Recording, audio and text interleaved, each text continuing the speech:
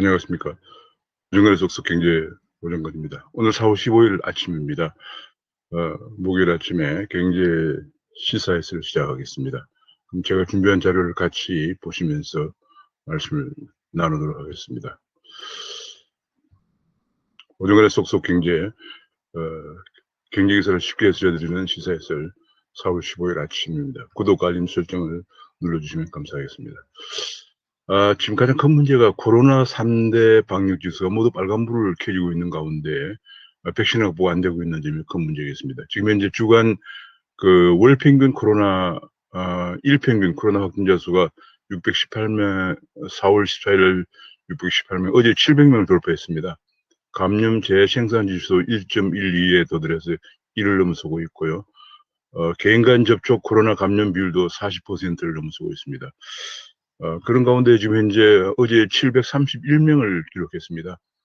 1월 7일 날 869명을 기록한 이후 97년 7일 만에 가장 많은 환자를 발생시켜서 4차 대유행이 바로 목전에 다다랐다고 볼 수 있겠습니다. 그런 가운데 자고 나면 하나씩 차질을 빚는 백신이라고 해가지고 아스트라제네카 일단 접종 중단 상태가 되었고요. 얀센도 접종 중단 상태가 되었고 노바백스는 전 세계적으로 아직 미성인 상태고 안전성 검증이 낮은 문제가 있고요. 모더나 2천만 비문은 대통령이 전화까지 했지만은 도입이 지연되고 있고 현재 화이자만 도입되고 있는 그런 상황입니다. 근데 현재 보면은 화이자가 700만 명만 상반기에 도입된다고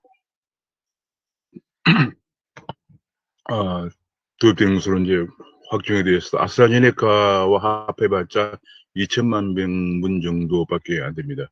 우리가 보통 이 백신은 2번씩 맞아야 하기 때문에 이런 식으로 가다가는 지금 이제 하반기에 1억 3천만 명분을 도입을 예정하고 있는데 이것이 장담할 수 없는 그런 상황으로 가면서 11월 집단 면역은 사실상 물 건너갔다. 그래서 전문가들은 러시아 백신이라도 들어와야 한다. 그런 주장을 하고 있습니다. 모더나와 2천만 명분을 도입하려고 전화까지 했던 문 대통령의 약속이 공수표가 되고 우리가 커지고 있고 모더나는 2억 회분을 일단은 미국에다 우선 공급한다라고 발표했습니다. 올림픽 심지어 그러다 보니까 이제 백신이 부족해서 올림픽 가는 선수들, 동계 올림픽에 가는 선수들도 무슨 백신을 언제 만나요 하는 질문에 당국은 드릴 말씀이 없다고 얘기했다고 합니다. 지금 이제 백신이 없는 상태라고 해도 과언이 아니라는 의미로 해석이 됩니다. 지금 현재 백신이 늦어지면서 K방역이 흔들리고 있다 하면서 게다가 오세훈식 상생방역이 또 도전을 하고 있고요. 그래서 현재 백신 거짓말, 계속 백신을 가지고 과장된 자신감을 피력한 거짓말이 경제의 변방을 자초한다. 지금 이제 전 세계적으로 경제가 회복되고 있는 가운데서 한국만 백신 접종이 뭐 이런 식으로 가면 2022년에도 집단 면역이 사실상 장담하기 힘든 상황으로 가면서 성장하는 경제와 추락하는 경제 간의 경제 디바이드 문제가 상당히 심각해지는데 우리는 추락하는 쪽에 서게 되면서 경제 변방을 자초하게 될 우려가 커지고 있다는 그런 지적이 나오고 있고요. 두 번째 이슈 중 하나가 이제 원전수 후쿠시마 원전 오염수 방출 문제와 관련해서 한국은 지금 발끈하면서 뭐 주한 일본 대사를 초치해서 강력 항의를 하고 했습니다마는 실제로 여기에 나온 보도를 보면은 원전수 영향이 적다는 작년에 우리 정부 보고서가 있었다는 것이 공개가 되었습니다. 이게 굉장히 큰 문제인데 우리 내부에서도 원전수의 영향이 그리 크지 않다. 지금 이것이 이제 그 원전수가 오염수가 방류되면은 일단 먼저 캐나다 서해안, 미국 서해안을 거쳐서 다시 돌아서 해류상으로 한국에 오는데 480일 정도 걸리는데 그때 오면은 그 농도가 그야말로 해양 방출수 수년 후에 도닥하더라도 해류에 따라서 너무 그 오염수가 희석이 되고 확산이 되어서 유의미한 영향은 없을 것이다. 그런 보고서를 작년에 정부에서 내놨다고 합니다. 근데 이제 막상 이제 그동안에 뭐 한일 간에 지금 한일 간에 그 역사 문제로 계속 그 싸우느라고 현실적인 일은 당면한 과제에 관해서 서로 의견 교환이나 서로 협의가 잘 안 되어 온 상황이죠. 그런 상황에서 일본이 발표를 하자 지금 한국 정부는 다시 또 어떤 감정적인 그런 대응을 하고 있는 것이 아니냐, 그런 지적이 나왔습니다. 지금 그러면서 문 대통령은 일본의 원전 오염수 방류를 국제해양재판소에 제소를 검토하라고 했다고 합니다. 근데 지금 현재 벌써 정부는 그동안 뭘 했나? 정부는 사실상 일본의 손을 들어준 미국과 IAEA의 그런 그 외교적인 그 노력을 하고 있는 데 비해서 한국 정부는 뭐 했나? 한국 정부는 그냥 정부의 무능이 자초한 한국 패싱이 아니냐는 그런 지적이 나오고 있습니다.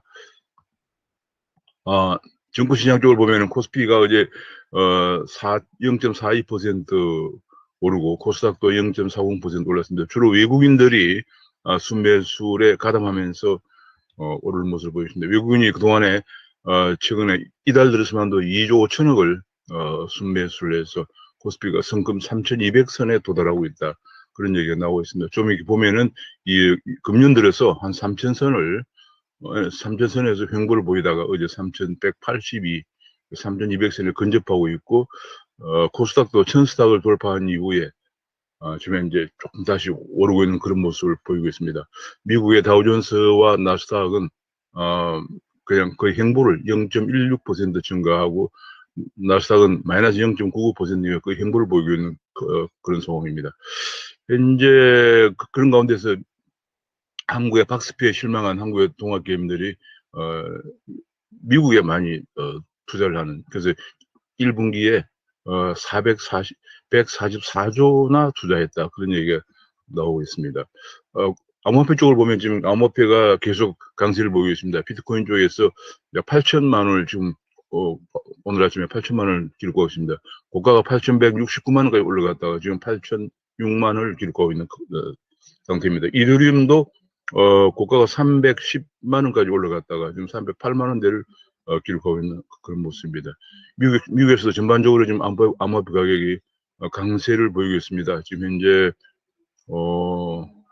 강세를 좀 쭉 다 보이고 있고요. 지금 현재 비트코인도 6만 2, 3천 달러를 기록하고 있고, 이더리움도 2,425달러를 기록하고 있는, 전반적으로 강세를 보이고 있습니다.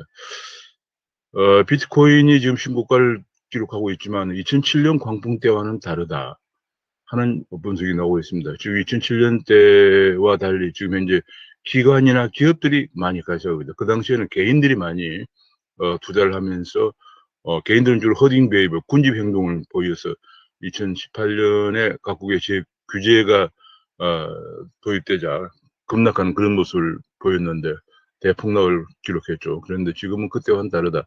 기업이나 기관들이 가세하면서 탄탄한 배경을 가지고 좀 오르고 있다, 그런 얘기가 나오고 있고요. 게다가 어제 코인베이스가 상장을 하면서 미국에서도 다 그 상승장을 보였습니다. 코인베이스가 상장하면서 그야말로 비트코인이 연초만 하더라도 4천만 원대도 지금 8천만 원까지 2배가 올라가십니다. 그 외에도 알트코인은 더 많이 올라가고 있습니다.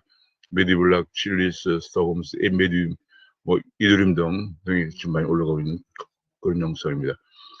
한국의 은행들도 암호화폐 시장에 산업에 많이 진출이 가시화되고 있습니다. 현재 신한은행, 하나은행, 국민은행, 우리은행, 농협은행 5대 금융지주회사들이 주로 가상자산 수탁 사업에 참여하는 형식으로, 가상자산 수탁 자산에 참여하거나 한국은행 CBDC 연구에 참여하는 형식으로 많이 지금 진출하고 있습니다.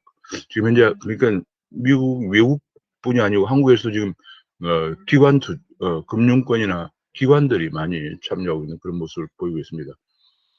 게다가 비트코인이 김치 프리미엄 때문에 해외 송금, 해외에서 비트코인을 사가지고 한국에 와서 팔려고 하는 그런 해외 송금이 급증하고 있다, 그런 얘기가 나오고 있습니다. 현재 보니까 한국인의 개인의 해외 송금이 4월 달에 4월에서 9일까지만 7억 달러를 7억 2,900만 달러를 기록하고 있습니다. 게다가 중국인의 개인 송금도 1억 1천만 달러를 기록하고 있습니다.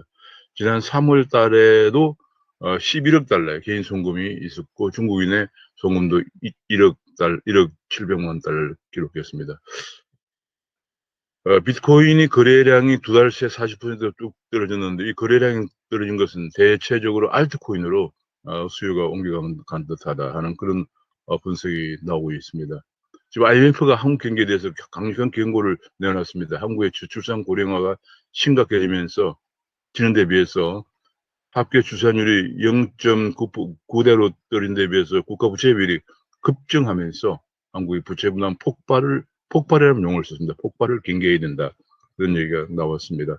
일자리가 어제 3월달 일자리가 발표가 됐는데 3월달에 31만 명이 전년 동기 대비 증가했는데 이것은 전년 동기 대비 증가했는데 여전히 노인 일자리 60세 이상의 40만 세금 쓰는 일자리 거드는 일자리를 빼고 나면 여전히 마이너스다.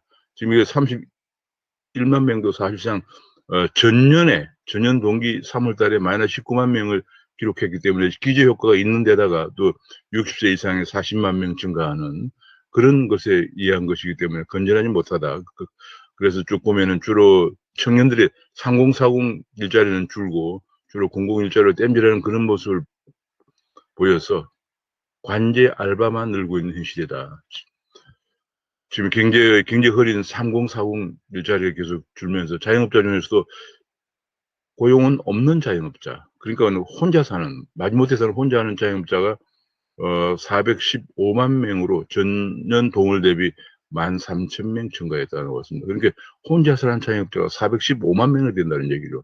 그야말로 종원도 안도 혼자서 마지못해서 참 하는 자영업자들, 일자리가 없기 때문에 하는 자영업자들 415만 명이나 되는 것이 우리 현실입니다.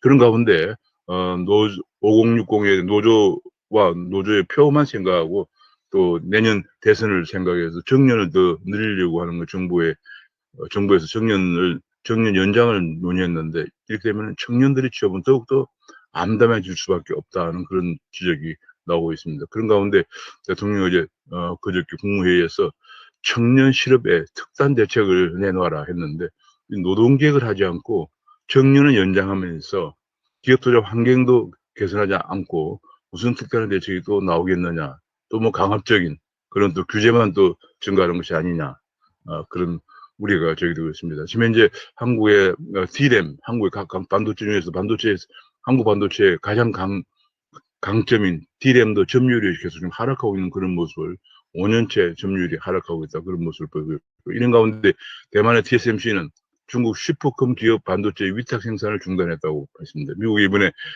백악관 회의 이후에 바로 나온 TSMC의 화답이 바로 중국 슈퍼컴퓨터의 위탁 생산. 그러니까 중국의 지금 이제 미국의 그 의혹은 뭐냐면은 미국의 원천 기술을 가져간 중국의 슈퍼컴퓨터 회사들이 슈퍼컴퓨터를 설계한 다음에 그것을 대만의 TSMC에 위탁 생산을 하고 그래서 슈퍼컴퓨터를 만들고 그 슈퍼컴퓨터가 이번에 동풍이라고 하는 미사일 극초 마하5에 따른 시속 6,000km가 넘는 그런 미사일을 지금은 그걸 너무 빠르기 때문에 방어할 수 없는 게임 체인저를 만들어내고 있기 때문에 여기에 대해서 미국이 굉장한 우려를 표명해서 반도체와 바로 안보가 바로 같이 연결되어 있다라고 강력히 주장한데 부응해서 TSMC가 중국의 슈퍼컴퓨터 위탁 생산은 중단한다고 발표했습니다. 그에 비해서 우리 삼성반도체는 백악관 회의에 돌아와서도 이렇다 할 발표가 없는 상황입니다. 그런 가운데 정부가 반도체 특별법을 뒤늦게나마 제정한다고 합니다. 지금 반도체 패권 경쟁이 본격화되고 있고 반도체는 바로 경제와 안보가 연결고리로서 중요성이 부각되면서 드디어 반도체 특별법을 제정한다고 하는데 내용이 뭐가 들어갈지 중요합니다. 그런데 한 가지 언론이 아침 지적이 바이든은 반도체 전쟁을 진두지휘하고 있는데 문정권은 이재용을 수감하고 있는 것이 말이 되느냐. 그러면서 송경식 경총 회장은 이재용을 사면해야 한다. 지금 반도체 전쟁이 객화되어 있는 속에서 사면해야 한다. 지금 이재용이가 사실은 그 구속 수감이 법정 구속이 되기 직전에 나온 보도에 의하면 이재용을 하여금 정부에서 해외에 나가서 백신을 구해오는 그 특명을 주었었는데 이게 사법부와 교감이 안 되는 속에서 사법부에서 바로 법정 구속했다. 그런 얘기도 흘러나왔거든요. 그러니까 지금도 그렇지 않아도 최근에도 지금 우리가 완전히 백신을 구하지 못하는 사면초가에 직면하고 있기 때문에 이재용을 풀어서 이재용을 특별 사면해가지고 해외에서 백신을 구해오도록 해야 되는 거 아니냐. 지금 국가 자체가 지금 완전히 지금 엄청난 어려움에 직면하고 백신 집단 면역도 안 되고 그에다 경제도 회복이 추락할 그런 상황이기 때문에 지금 이재용을 사면해서 백신을 구하도록 한 이종이 워낙 비즈니스맨으로서 세계 넓은 네트워크를 이용해서 구해야 되는 거 아니냐 그런 얘기까지 나오고 있습니다. 미국은 반도체에서 통신 장비까지 시장도 지금 흔들고 있다. 그래서 5G에 대해서 새로운 오픈 랜 도입을 추진하고 미국 기업 중심의 소프트웨어 기업 중심의 세판짜기에 나서고 있다. 그것은 바로 타겟이 중국의 화웨이와 GT 같은 중국의 통신업체를 무력화시키려는데 목적을 두고 있다. 그래서 5G 통신 초고속 통신망의 기술 표준을 새로 짠다는 얘기가 지금 나오고 있습니다. 게다가 또 이어서 이번에는 에너지 산업 쪽에서 가스 터빈을 타겟으로 하고 있다. 그래서 그런 얘기도 나오고 있습니다. 지금 뭐 미국에서 미국 중심주의에 거의 무차별적으로 지금 미국 중심주의가 등장하고 있는 그런 가속 페달을 밟고 있는 그런 모습입니다. 우리는 한국의 가스 터빈을 세계에서 5번째로 개발했는데 미국 경제를 수출길이 막힐 수도 있겠다는 그런 우려가 지금 제기되고 있는 상황입니다. 그런 가운데 한국에서는 규제의 항구, 기업제도 경쟁력이 OECD에서 26위로 그만큼 기업의 제도 면에서 노동 조세 정책 효율성 등에서 하위권을 기록하고 있다는 얘기 분석이 나왔고요. 지금 현재 한국에서 대기업을 지원하는 게 특혜다 이런 식으로 생각해서는 안 된다. 지금 글로벌 경쟁이 아주 그냥 굉장히 격화되고 있기 때문에 그런 틀을 깨고 규제와 투자와 규제 완화를 패치 대책을 해야 한다는 것이 전문가들의 지적이 나오고 있고요.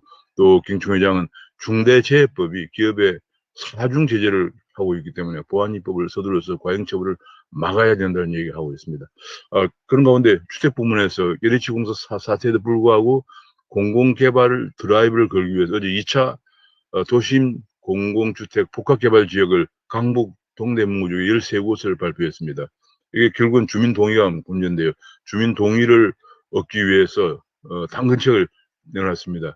두 채를 받는 1+1 방식도 허용을 하고 상가 소유자는 주택이나 상가 중 선택도 가능하도록 하고 실거주 의무를 미적용해서 바로 입주를 하지 않아도 된다. 그런 당근책을 내놨는데 과연 민간이 지금 현재 민간 주도로 가야 한다는 오세훈 시장의 정책도 나오고 있는 속에서 과연 공공 분야 LH가 시행하는 공공 분양이 얼마나 주민들의 동의를 얻어낼 수 있을지가 주목이 되고 있습니다. 오세훈 시장이 또 하나 내놓은 것이 이재명의 기본소득에 대항해서 선별복진 안심소득을 내놨습니다. 안심소득이라고 하는 것이 기준소득의 중위소득의 50% 미달 가구에 대해서 미달분의 50%를 지원하는. 그러니까 기본소득은 근로 의욕 자체를 떨어뜨리는 그런 큰 문제가 있는데 비해서 그냥 돈을 주니까 이 안심소득은 중위소득 100% 이하인데 거기에서 기준 미달되는 것에 50%를 주니까 아무래도 일을 해서 버는 게 덕이 되겠죠. 그리고 도저히 일을 할 수 없는 그런 어려운 계층에 대해서는 중위소득에 미달된 부분의 50%를 지원하는 그런 새로운 정책 없이 복지를 재설계하는 그런 안을 제안하고 있어서 굉장히 주목이 되고 있습니다. 현재 가계와 기업 빚이 4천조를 넘었다. GDP 2배를 넘었다는 지금 뭐 한국이 완전히 국가 채무도 늘고 있는데 지금 뭐 그야말로 한국은 부채 공화국입니다.